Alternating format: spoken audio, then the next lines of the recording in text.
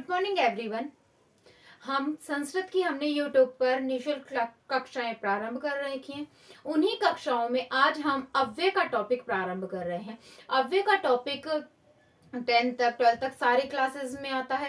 साथ के साथ कंपटीशन, चाहे रीट का एग्जाम हो, सेकंड ग्रेड, फर्स्ट ग्रेड, सभी में ये अव्यय का टॉपिक आता है। तो जैसे क्लास में कहा भी था कई बच्चों ने कि भाई मैडम आप अव्यय का टॉपिक करा दीजिए, तो मैं अव्यय का टॉपिक करवा रही हूँ। वैसे तो 10th तक के स्तर का उनको तो चाहिए, तो मैं आपको यहाँ बीच बीच में बता दूंगी कि आपके अकॉर्डिंग क्या है, आप उनको पढ़िएगा। और कॉम्पिटिशन एग्जाम के लेवल वाले बच्चों को इनमें से क्या क्या चीजें स्पेशली पढ़ ली है, आप उनका थोड़ा डिफरेंस आपस में कर लीजिएगा। ठीक है, तो हम अपनी क्लास पर चलते हैं। अव्यय शब्द, अव्यय क्या होते हैं? नैव्ययति इति अव्ययम। यह परिभाषा यह कंपटीशन एग्जाम वाले बच्चों के आएगी, 10th तक के बच्चों के लिए इसका नहीं है।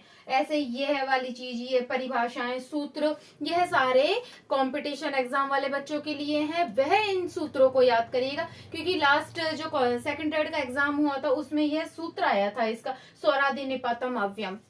इस तरीके से सूत्र वगैरह आप पूछ लिए जाते हैं, तो कंपटीशन एग्जाम वाले बच्चे इन सूत्रों को देखिएगा।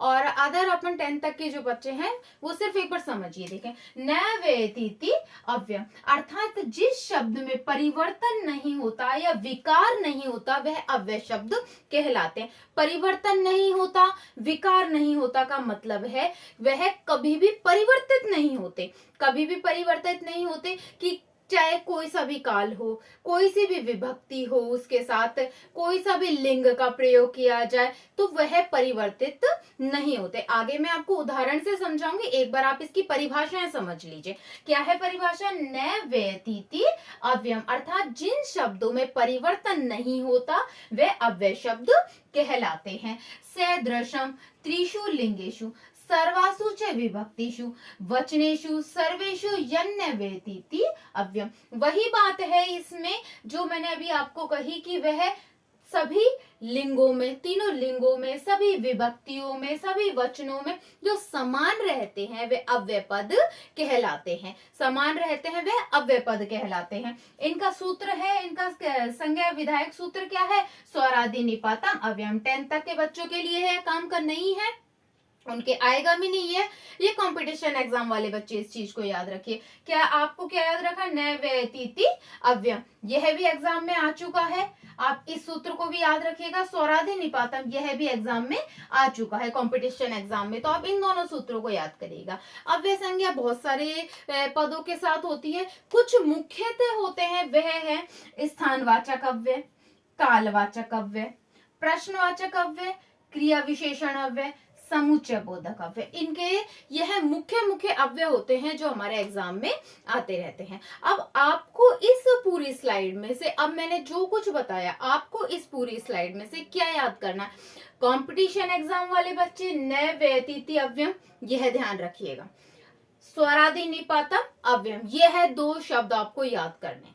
ये तो याद करने के अकॉर्डिंग, समझने के अकॉर्डिंग क्या है कि वह शब्द जो किसी भी लिंग, किसी भी परिस्थिति में, किसी भी विभक्ति के साथ, किसी भी काल के साथ परिवर्तित नहीं होते वह अव्यय शब्द कहलाते हैं। अब ये सिर्फ परिभाषा में नहीं, मैं आपको एक बार उदाहरण समझाती हूँ, फिर आपको समझ में आएगा कि ये बात मैं क्या कह रही हूँ। देखिए, आप यहां तक का मैं आपको इरेज कर रही हूं ताकि यह जो हमने परिभाषा लिखी है कि यह कभी परिवर्तित नहीं होते, यह क्या है देखिए।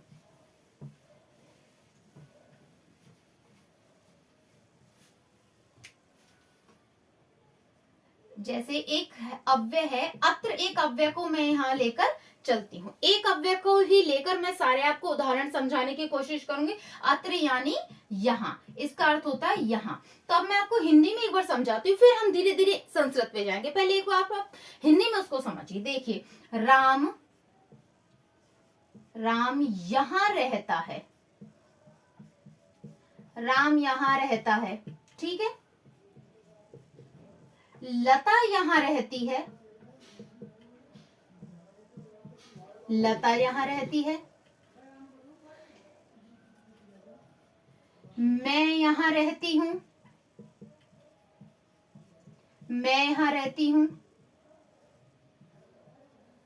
हम सब यहाँ रहते हैं, हम सब यहाँ रहते हैं।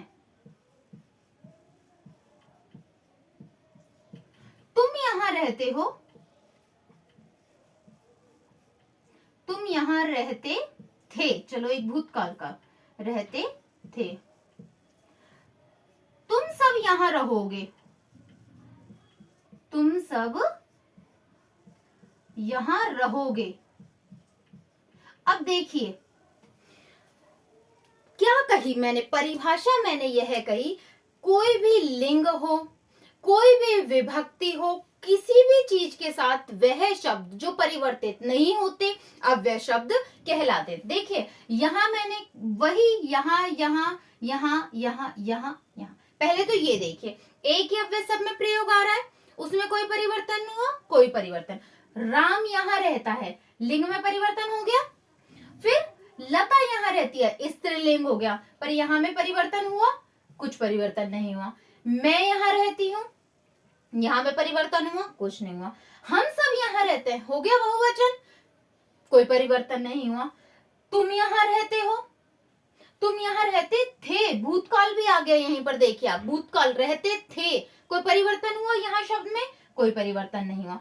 तुम सब यहाँ रहोगे, भविष्य काल भी आ गया, यानी कि वह शब्द जो किसी भी लिंग, किसी भी विभक्ति के साथ, किसी भी काल के साथ लग जाए परंतु उनमें कोई परिवर्तन नहीं होता, वह अव्यय शब्द कहलाते हैं। मुझे लगता है आपको अब अव्यय की परिभाषा न व्यति इति अव्ययम, यानी कि आपको यह शब्द क्या लिखा है यह आपको समझ में आ गई कि जो किसी भी काल, किसी भी परिस्थिति, किसी भी लिंग के साथ, किसी भी विभक्ति के साथ लगाते पर परिवर्तित नहीं होते वह अव्यय शब्द कहलाते हैं। यह अव्यय की परिभाषा हो गई। आपको अव्यय समझ में आया?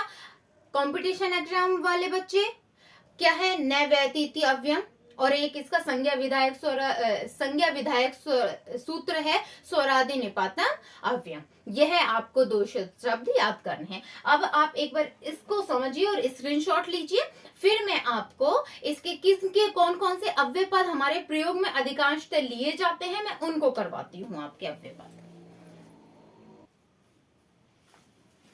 देखिए जो अव्यय मैंने अभी परिभाषाएं बताई उसमें कुछ अव्यय पद होते हैं, वो कुछ 4-5 अव्यय पद हैं। मैं किन किन का प्रयोग करते हैं मुख्यतः वह आपको करा रही हूँ। सबसे पहला स्थानवाचक अव्यय, यह सारे क्या होते हैं? स्थानवाचक अव्यय।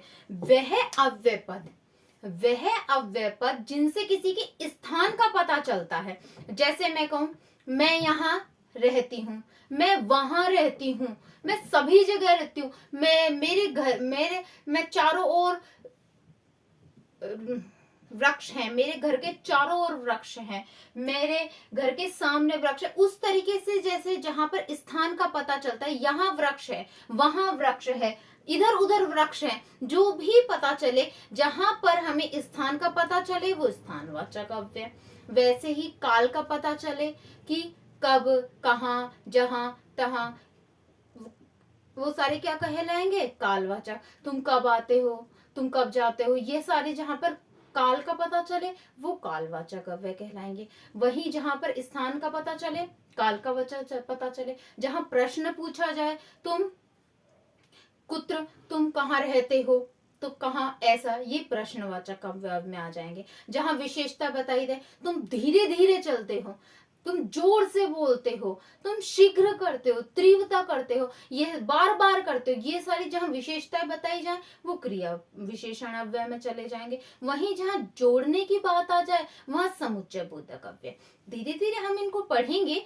सबसे पहले हम पढ़ते हैं स्थानवाचक अव्यय। तो स्थानवाचक अव्यय वह अव्यय पद जिनसे स्थान के बारे में जानकारी हो वो स्थानवाचक अव्यय कहलाएंगे।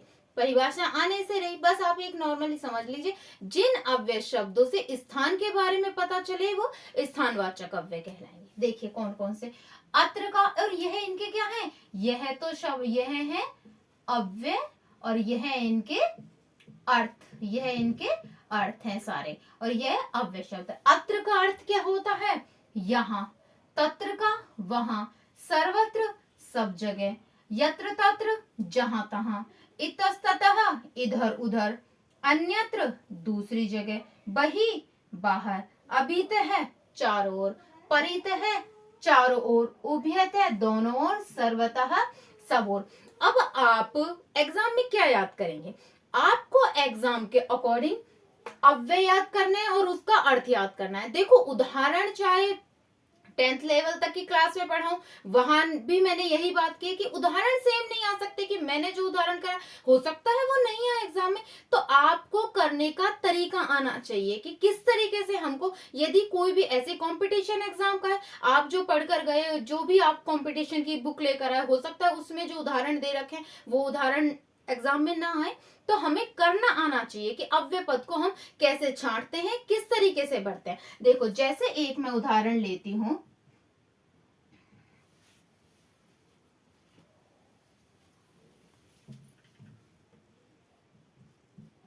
अत्र मम गृहमस्ति, अत्र मम गृहमस्ति। अब देखिए एक ही उदाहरण से मैं आपको अच्छे से समझा दूंगी। अत्र मम गृहमस्ति, अत्र का अर्थ क्या है? अब आप देखिए अत्र का अर्थ है यहाँ पर।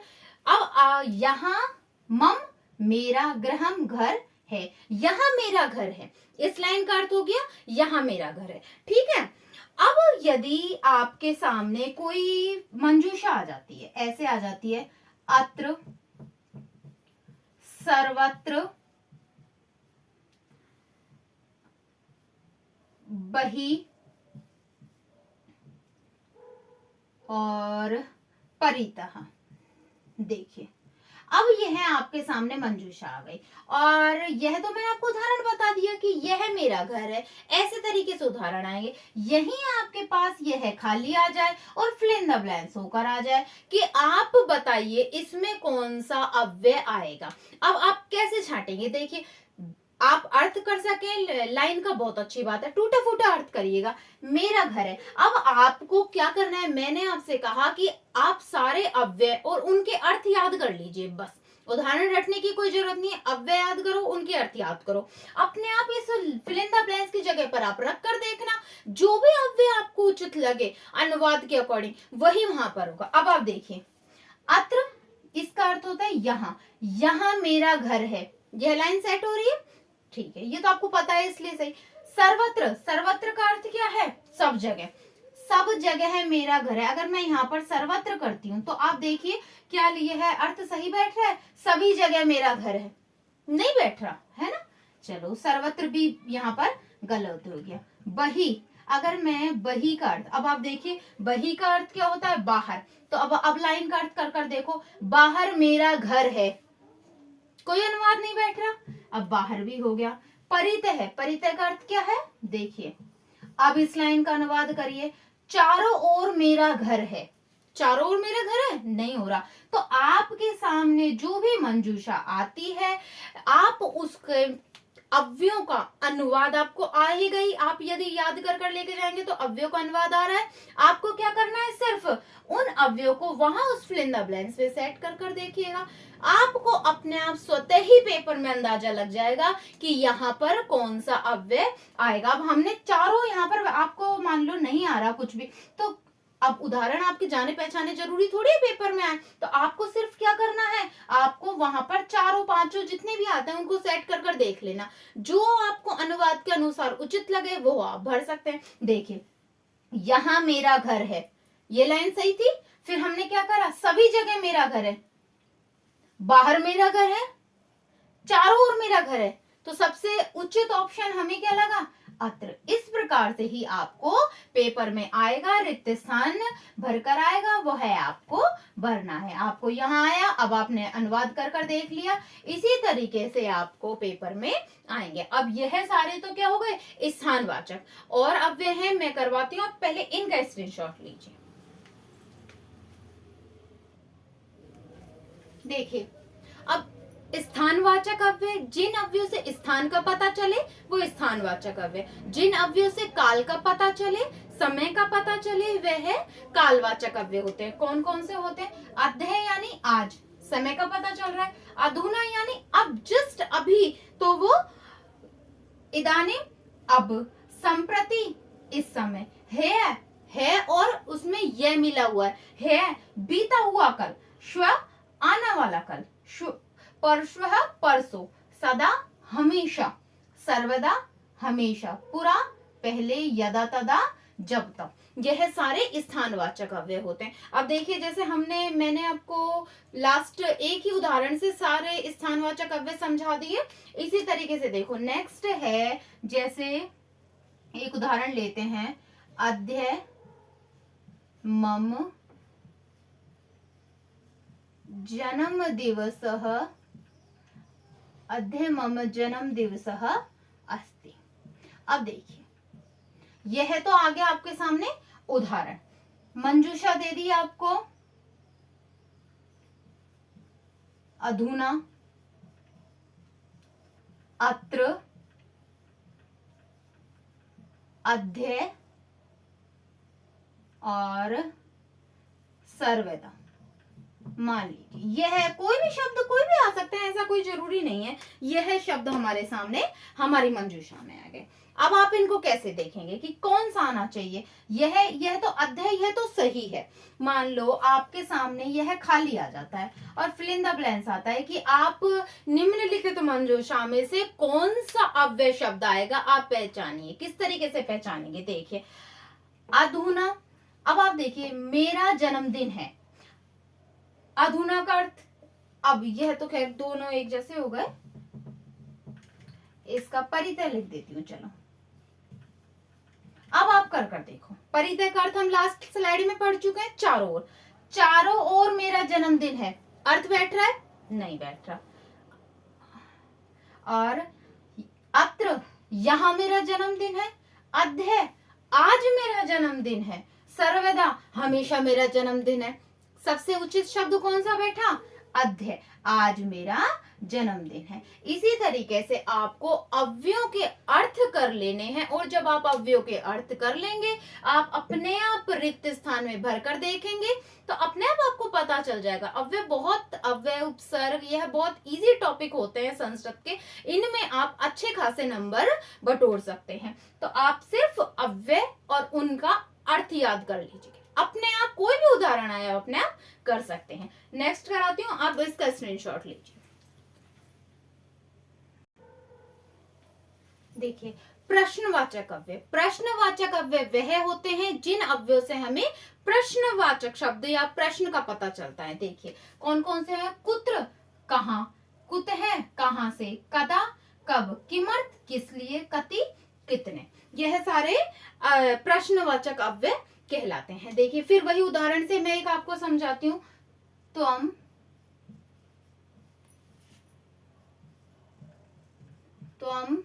कुत्र वससि, त्वम कुत्र वससि। और वहीं आपको एक मंजूषा दे दी जाती है, कैसी दी है मंजूषा, वहां पर लिख दिया है बीता हुआ कल, श्वः आने वाला कल, कुत्र कहाँ, परितः।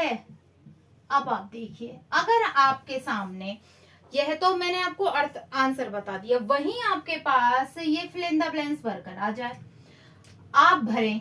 अब आपको क्या करना है, सिर्फ अव्ययों का अर्थ याद होना चाहिए। अव्यय का अर्थ देखिए, तुम बीते हुए कल में रहते हो, तुम आने वाले कल में रहते हो, तुम कहाँ रहते हो, तुम चारों ओर रहते हो। बताइए चारों में से कौन सा उदाहरण हमारा सबसे, कौन सा शब्द है जो सबसे उचित है, कुत्र।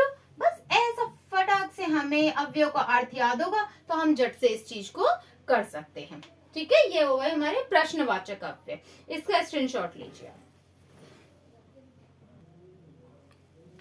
देखिए चौथा है क्रिया विशेषण अव्यय, जहां पर अव्यय शब्द जो किसी विशेषता को बताते हैं, वह अव्यय शब्द जो किसी विशेषता को बताते हैं, वह क्रिया विशेषण अव्यय शब्द कहलाते हैं। देखिए नूनम, अवश्य ही, खलु, निश्चय ही, सहसा, अचानक, अकस्मात, अचानक। दोनों शब्दों का अर्थ सेम है तो कॉमन सी बात है, कोई एक ही शब्द आएगा आपके एग्जाम में। अचिरम, शीघ्र, तीव्रम, तेज, शीघ्रम, जल्दी, उच्चई, जोर से, तूष्णी, चुपचाप शनै शनै, धीरे धीरे, मंदम मंदम, धीरे धीरे, वही दोनों एक शब्द है। मुहुर्ह, मुहुर्मुहु, बार बार, यानी कि वे यह सारे शब्द आप गौर कर रहे हैं कि कहीं ना कहीं कोई विशेषता बता रहे हैं। वह धीरे धीरे चलता है, वह जोर से बोलता है, वह चुपचाप है, यह उसकी विशेषता है कि वह चुपचाप बैठा है। तो यानी कि जहां पर विशेषता बताई जाए वहां क्रिया विशेषण अव्यय है। तो यहां जैसे मैं एक उदाहरण लेती हूं, सा, सा,